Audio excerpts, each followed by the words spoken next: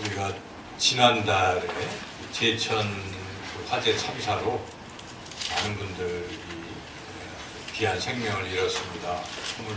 29분이 돌아가셨는데 이제 한 달쯤 지났는데 또 어제 그제인가요?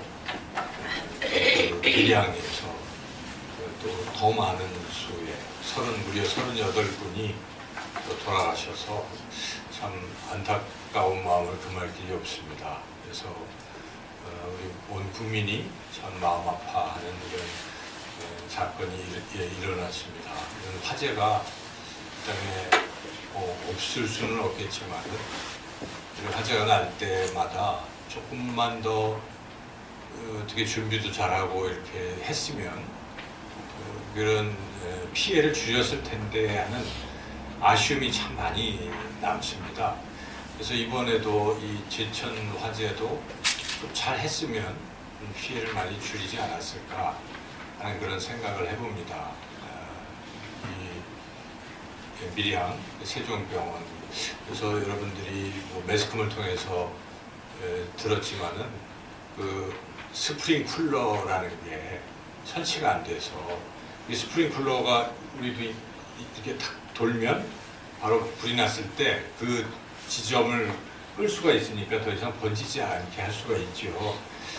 근데 그 법으로 보면 이 요양병원 같이 이런 데는 반드시 있어야 되죠. 그분들이 움직일 수가 없으니까. 그래서 그런 걸 설치해야 되는데 그동안 법이 미비해서 얼마 전에 이제 그게 법이 바뀌었고 무조건 설치하게 돼 있었는데, 또 법이라는 것은 유예 기간이 있기 때문에 이번 밀양의 그 세종병원 같은 경우는 사이즈가 좀 조금 작아 보니까 그것도 뭐 불과 얼마 아주 근소한 차이로 그걸 맞춰서 짓는 듯한 느낌인데, 그렇게 줘서 스프링클러를 설치 안 해도 되지만 이제 그렇게 법이 바뀌어서 다시 설치한다고 하는데 뭐 1월 말인가 이렇게 한다고 했으니 얼마 지금 차이죠.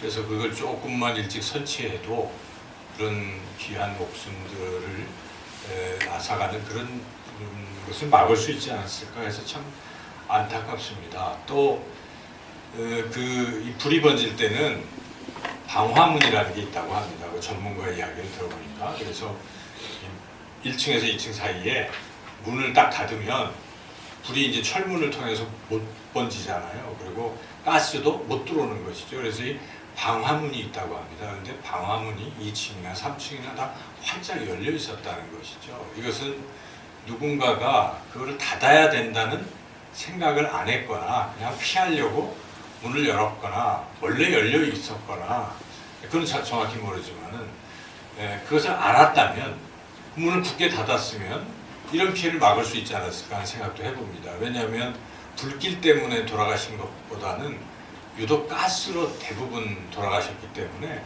가스를 차단하는 그걸 미리 알고 있었으면 좀 낫지 않았을까. 또 엘리베이터에 6분이 거기 탔다가 그냥 문이 안 열려가지고 또 가스 질식사로 돌아가셨다 하는 보도도 우리가 접합니다. 우리가 많은 사람이 모르고 있어요. 불이 나면 빨리 엘리베이터를 타고 내려가서 피해야지 하는 생각만 하는데, 불이 나면 엘리베이터는 절대 사용해서 안 된다는 것이죠. 전기가 금방 화재 때문에 전기 작동 장치가 바로 멈추기 때문에 안 되는 거죠. 작동이 안 되니까 갇히고. 그래서 우리가 아무리 급해도 불이 났을 때는 이 엘리베이터를 타서는 안 된다 하는 것인데, 제가 말씀드리는 방화문이나 엘리베이터라든지 뭐 이런 것들은 알면 막을 수가 있는 것인데 잘 모르기 때문에 그렇다는 것입니다. 바로 이제 오늘인가 어제인가 또 어젠가요? 그 대구의 어떤 병원에서 화재가 발생했는데 그 전날 대구시장이 미리 그 불난 것을 보고, 밀양이 불난 것을 보고 그 대구 시내에 병원 요양병원에서 미리 대피 연습을 시켰다고 합니다. 그래가지고 그 연습한 후에 일어나서 바로 20분 만에 다 진압이 되고 한 사람도 다치지 않았다 하는 것이죠. 그러니까 우리가 이런 것들을 보면 평소에 불은 언제 나지 아무도 모르는 것이죠. 안 난다고 장담할 일이 아닙니다. 어떤 사고가 발생될지 모르기 때문에 항상 미리미리 상식도 있고 이걸 잘 알면 준비를 할 수가 있고 연습을 할 수가 있으면 그런 일이 발생했을 때 그런 피해를 줄일 수가 있습니다. 그래서 우리가 이 안다는 것은 굉장히 중요한 일 아니겠어요? 그래서 철학자 베이컨은 아는 것이 힘이다 이런 말도 합니다. 그래서 우리가 아는 건 굉장히 중요합니다. 이 세상을 살아가는데 아는 것이 힘이 될 수가 있어서 어쨌든 아는 것들을 좀 우리가 알아가면서 살 필요가 있다 하는 것이죠. 그런데 우리가 아는 것들 중에 가장 알아야 될 부분이 무엇이겠습니까? 세상에 이런저런 것도 많이 알아야 되지만 무엇보다 우리는 하나님을 잘 알아야 될 줄로 믿습니다. 왜냐하면 하나님은 이 세상 만물을 다 지으시고 모든 것을 하실 수 있는 전능하신 분이시기 때문에 그 하나님을 우리가 알면 우리 삶이 형통하고 또 구원받는 그런 길로 나아갈 수 있게 될 줄로 믿습니다. 그래서 하나님을 우리가 알아야 된다는 것이죠. 뭐 운동 좋아하시는 분들이나 좋아하시지 않는 분들이나 이번에 우리 젊은이가 테니스 선수가 놀라운 성적을 거두어서 국민들이 이런 화제나 이런 상황 속에서도 어떤 희망을 갖고 참 힘을 얻게 됩니다. 여러분들 아시겠지만 22살의 정현이라는 선수가 그 4강에 진출했지 않습니까? 근데 4강에 진출해서 꿈에도 그리던 그 페더러인가 이 사람과 이제 경기를 하는데 이 중간에 바로 얼마 못 돼서 포기를 했어요. 그래서 사람들이 처음에는 의아스럽게 생각했을 것입니다. 아니 왜 저걸 포기했을까? 조금 더 힘을 내지. 자기 실력이 딸린다고 포기하는 것인가? 이렇게 생각을 했는데 오해할 수도 있었는데 알고 보니까 그 발바닥에 이 사진을 보니까 거의 상처가 너무 깊어서 경기를 도저히 할 수 없었던 그런 상황이었다는 것을 알게 되었죠. 그랬더니 그가 16강, 8강 할 때도 그런 상태로 진통제를 맞으면서 투혼을 발휘해서 그런 놀라운 성적을 거뒀다는 것을 우리가 알게 되었을 때 도리어 참 그 선수는 그런 어려움과 역경을 잘 견뎌냈구나. 더군다나 시력도 안 좋았던 청년이 어릴 때부터 그렇게 열심히 해서 그런 위대한 일들을 해내는 것을 보면 참 우리가 감동을 받죠. 근데 그것도 사정을 알아야 감동을 받는 것입니다. 여러분 몰랐으면 오해하는 거죠. 아이고 왜 포기하는가. 근데 그가 아팠던 것을 알 때 우리가 이해를 하게 되고. 그래서 여러분 모르면 사람들은 서로 오해를 해요. 잘 모를 때는. 그런데 알게 되면 어떻게 됩니까? 이해합니다. 그래서 이게 안다는 것은 굉장히 중요하다는 것이죠. 무엇보다 우리가 하나님을 힘써 알아야 할 텐데 제가 질문을 드려보면 여러분은 하나님을 얼마나 알고 계십니까? 나는 하나님을 얼마나 알고 있을까? 하나님의 성품이 어떻다고 여러분 알고 계십니까? 하나님의 성품 있잖아요, 그죠? 여러분들이 알고 있는 하나님의 성품. 또 하나님의 계획을 여러분 아십니까? 하나님은 어떤 계획을 가지고 계시겠죠. 하나님은 어떤 계획을 가지고 계십니까?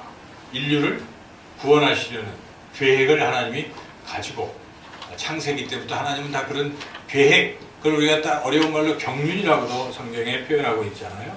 그런 플랜을 다 가지고 계신 거예요. 하나님의 계획, 우리를 구원하시려는 계획. 또 각자의 인생에서 하나님이 어떤 생각을 가지고 계십니다. 여러분, 우리 각자의 하나님 어떤 계획을 가지고 계신 줄로 믿습니다. 우리 인생에 하나님 그런 계획을 가지고 계신 것이에요. 그리고 하나님의 마음은 어떨까? 이런 것들을 우리가 얼마나 알고 있는가 하는 것입니다. 여러분, 하나님의 계획을 아시는 분, 하나님의 마음을 아시는 분, 하나님의 성품을 아시는 분들은 하나님을 더 신뢰하게 되고 하나님을 의지하고 하나님을 사랑하게 되고 인생을 주님과 동행하며 힘차게 승리하며 그렇게 살아가게 될 줄로 믿습니다. 하나님을 잘 모르기 때문에 우리는 하나님에 대해서도 오해할 수도 있어요. 우리가 지금 민수기 새벽마다 말씀을 읽고 있지만 어떻습니까? 하나님을 모르고 오해할 때 백성들은 하나님을 원망하고 불평하고 불신의 늪에 빠져서 결국 하나님의 계획으로 그 가나안 땅을 주시려고 하는 계획, 그 계획의 성취를 맛볼 수가 없다는 것이죠. 하나님을 아는 것은 굉장히 중요합니다. 하나님을 알면 알수록 우리는 믿음이 점점 커질 수가 있어요. 하나님을 아는 분량만큼 우리의 믿음이 커집니다. 여러분, 하나님을 더 위대하시다고 그렇게 알면 어떻습니까? 우리의 믿음이 더 커지는 줄로 믿습니다. 그래서 그 위대하신 하나님을 우리 인생에서 경험할 수 있어요. 근데 하나님은 그냥 별로 이렇게 여기면 우리는 그만큼 믿음으로 살아가게 된다는 것이죠. 그래서 하나님을 힘써 알게 될 때 우리의 믿음도 커지고 또 무엇보다 하나님을 알면요, 하나님의 사랑을 굉장히 진하게 느낄 수가 있어요. 성경을 읽으면서 우리는 하나님의 사랑에 눈물을 흘리기도 하지 않습니까? 찬양을 드릴 때도 그렇고, 그 하나님이 사랑하신다는 것을 알게 되면 그 하나님의 사랑을 우리가 느낀다는 것이죠. 그리고 여러분이 하나님이 어떤 분이신지를 알고 믿고 또 하나님을 사랑을 느끼면 어떻게 됩니까? 나도 하나님을 사랑하게 된다는 것입니다. 어떤 사람은 나는 왜 하나님을 사랑하지 못할까? 나는 왜 저 사람처럼 하나님께 헌신하지 못할까? 왜 그럴까요? 하나님을 모르기 때문에 그런 것입니다. 그분을 모르기 때문에 헌신을 못하는 거예요. 근데 하나님을 진하게 만나고 하나님의 사랑에 감격한 사람들은 어떻습니까? 주님을 정말 사랑하는 것이죠. 많은 선교사들이 헌신하는 분들의 공통점은 하나님을 잘 알고 있기 때문에 그렇다는 것입니다.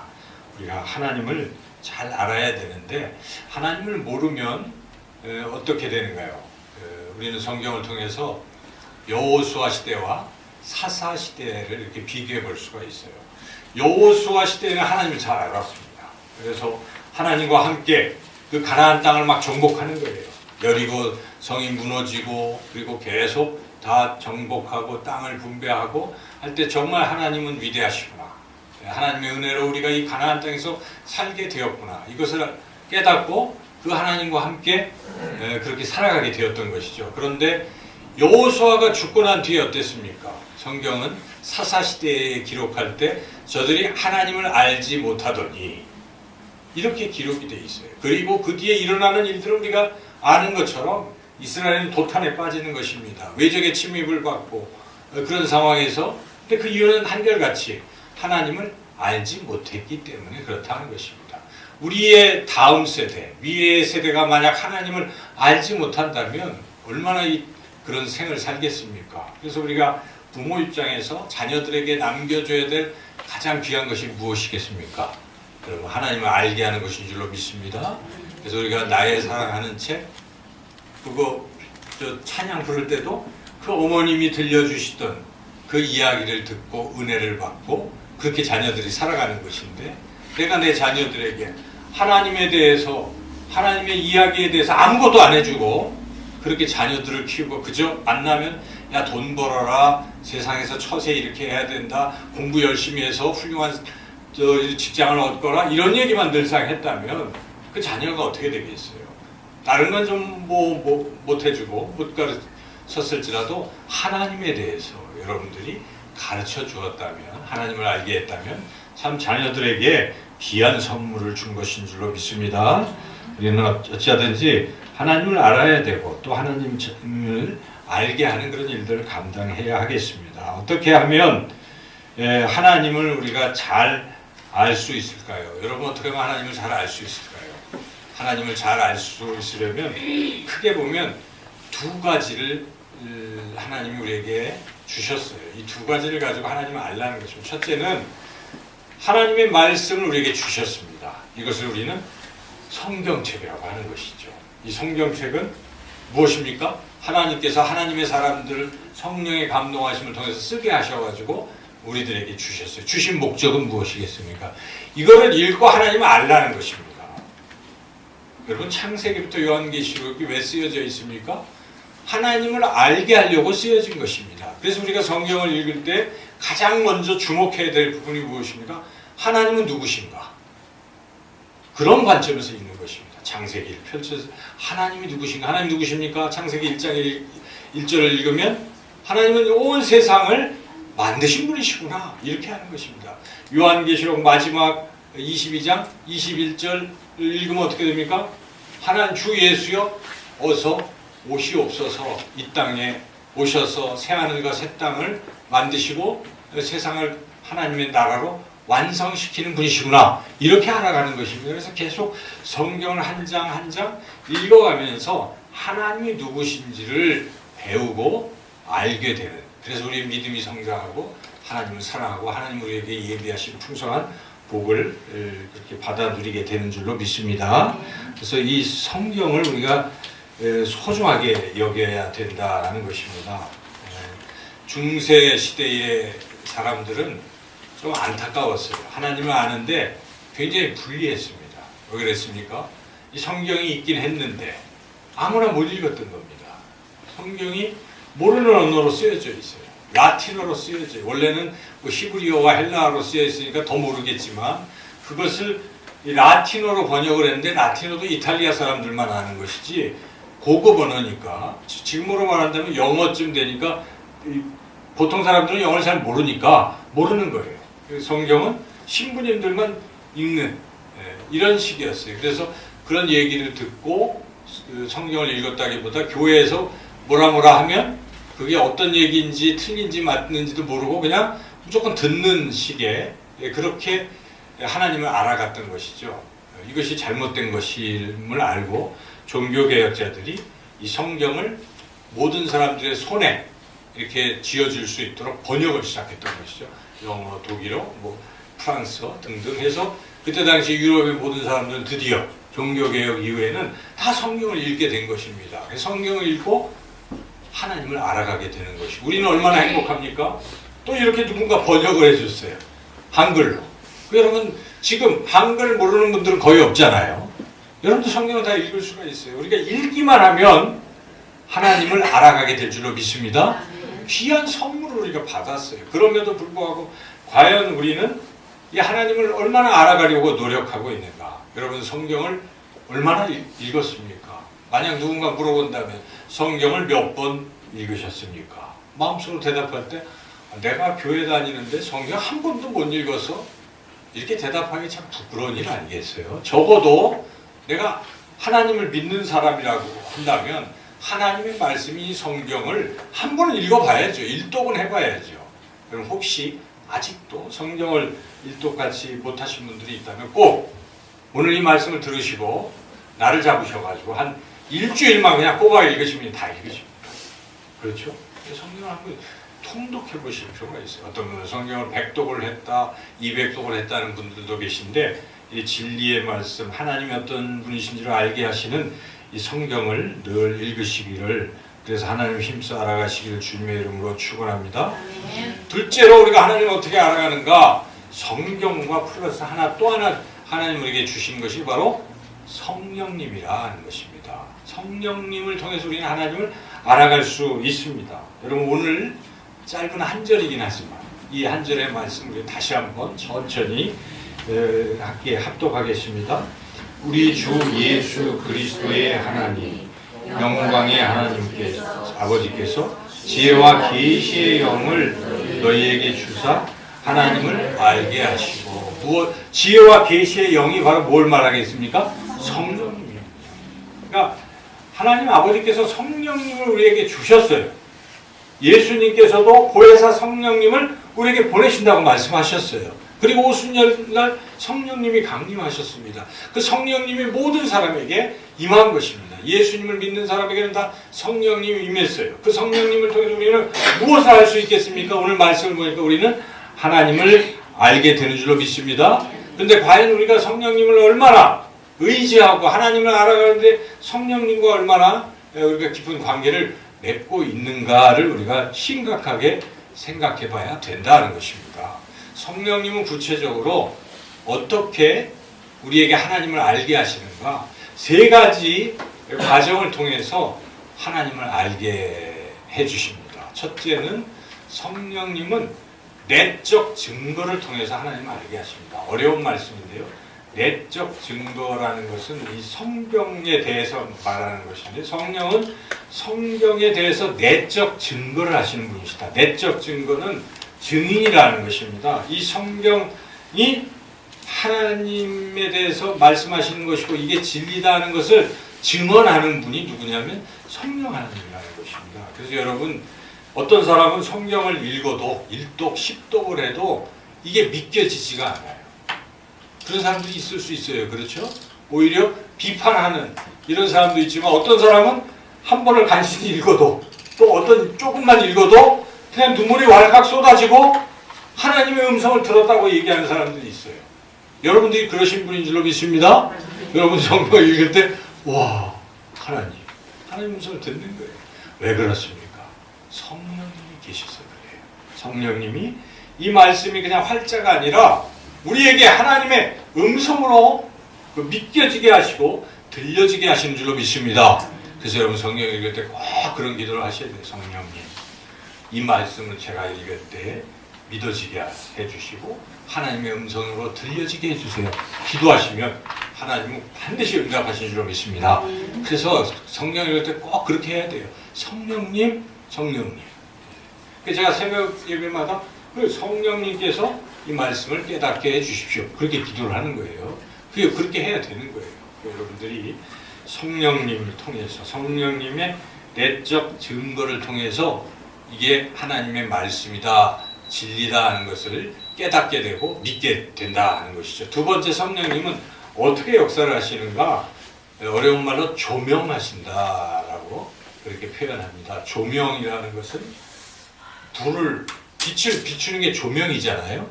여기가 새까맣게 깜깜하다 그러면 여러분들이 볼 수 있습니까? 아무리 눈이 좋아도 시력이 한 3.0 된다고 해도 새카맣면 못 봅니다. 캄캄하면. 그렇죠? 그런데 캄캄한데 거기에 빛이 확 비치면 어떻습니까? 볼 수가 있는 거예요. 우리가 사물을 볼 수 있는 것은 빛이 있어서 보는 것입니다. 영적인 눈도 똑같은 것입니다. 성경을 읽어도 어떤 사람은 깨닫지를 못하는 것이에요. 왜 깨닫지 못합니까? 지식이 부족해서 그럴 수도 있겠지만 깨닫지 못하는 이유는 한 가지입니다. 성령이 이 말씀의 빛을, 조명을 안 해주시면 우리는 영적으로 그냥 맹인이 돼버리는 것입니다. 못 보게 된다는 것입니다. 그래서 여러분 반드시 성령님 조명해 주세요. 어려운 말이지만 성경에 빛을 비춰주셔서 밝히 환히 깨닫게 해주세요. 이렇게 기도하면 여러분이 성경을 읽을 때마다 하나님의 뜻을 깨닫게 되시고 믿게 되시고 감동받게 되는 줄로 믿습니다. 이렇게 이제 성령님을 통해서 우리가 알게 되는 것이고, 마지막 아주 중요한 게 있어요. 그것은 성령님과의 교제를 통해서 하나님을 알게 된다는 것입니다. 이것은 우리 삶에서 일어나는 것입니다. 성경을 읽어서도 하나님을 알게 되지만요, 삶을 통해서 하나님을 아는 거예요. 내가 인생을 이렇게 살고 있는데 도저히 불가능한 일인데 가능하게 바뀌었어요. 여러분 그때 뭐라고 얘기합니까? 재수가 엄청 좋다. 하나님을 모르는 사람은 그렇게 얘기할지 모릅니다. 하나님을 아는 사람은 어떻습니까? 하나님이 하셨습니다. 하나님 저를 지켜주셔서 제가 살아났어요. 하나님이 저를 인도하셔서 제가 바른 길로 갈 수 있게 됐어요. 하나님이 해결하셨습니다. 하나님이 도와주셨습니다. 하나님이 채워주셨습니다. 이렇게 고백을 하잖아요. 그 인생의 기이한 삶의 체험을 하게 되면 하나님을 알게 되는 것입니다. 하나님은 그러신 분이구나. 하나님이 나를 용서하셨구나. 하나님 나를 사랑하시구나. 이걸 체험하게 됨으로써 하나님을 알게 되는 거예요. 어찌 보면 이 마지막 단계가 가장 중요한 단계일지도 몰라요. 하나님을 알아가는 것이니까요. 그래서 여러분 그렇게 하나님에 대해서 경험하게 하는 분이 누구십니까? 성령 하나님이신 것입니다. 우리가 성령님과 교제를 해야 돼요. 한 주간도 성령님 하면서 성령님께 여쭤보고 이러면서 살아계신 하나님을 우리가 만나게 된다는 것이죠. 이러한 삶의 체험이 있게 되면 이제는 우리가 하나님을 점점 더 잘 알아가게 되는 줄로 믿습니다. 여러분 하나님을 힘써 아는 것이 우리가 인생을 성공하는 길인 줄로 믿습니다. 구원의 길을 알게 되는 것이고 이 땅에서도 행복하고 형통하게 그렇게 살아가게 될 것입니다. 하나님을 힘써 알기 위해서 무엇보다 날마다 하나님의 말씀인 성경을 읽으시고 그리고 성령님과 교제하면서 삶 속에서 하나님을 느끼고 하나님의 사랑을 느끼고 하나님을 힘써 알아가시는 저와 여러분 모두가 되시기를 주님의 이름으로 축원합니다.